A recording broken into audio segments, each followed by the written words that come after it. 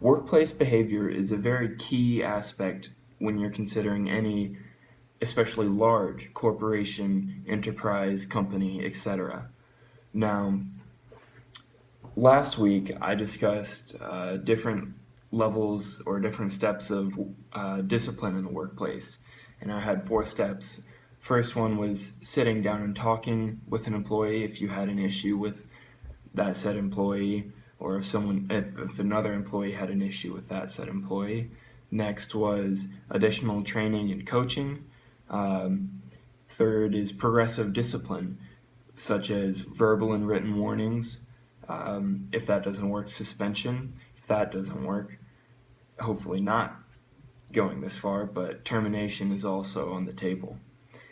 Also, you want to reward good behavior, because this sets a mindset for all employees that if you do good things, have good behavior, then you get a reward, you reap the benefits.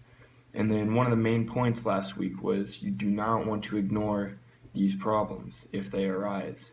Now, if a company doesn't want to ignore these problems, it's essential for them to have a human resources department. What a human resources department does is essentially regulate the employees, keeps them at bay, settles disputes, just essentially manages the employees. According to TechTarget.com, the definition of human resources is the people who work for the organization. Human resource management is really employee management with an emphasis on those employees as assets of the business.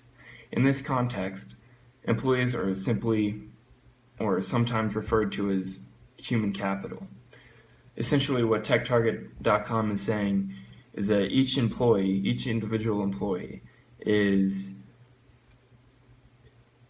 like they said, an asset of the company. You could consider it like, say, a machine shop or a auto line or something.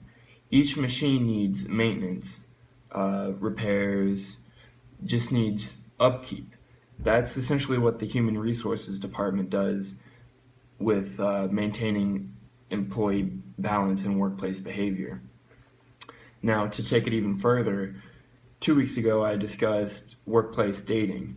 Now, this is a very key example in many workplace situations. There's always, the office romance, and a lot of companies don't like this because it can cause pretty major problems, especially if there's dating between different levels of just like in the hierarchy. Now, with that being said, human resources essentially allows the company to keep running and have less hiccups along the way. Now, this is essentially for big corporations. Now, smaller corporations such as small businesses, little restaurants or something that aren't linked together with a chain don't necessarily need a human resources department, because usually the owner is the head dog and he is the human resources department. He does what he sees fit for the company.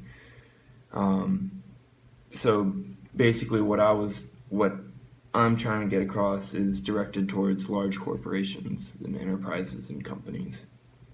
Thank you.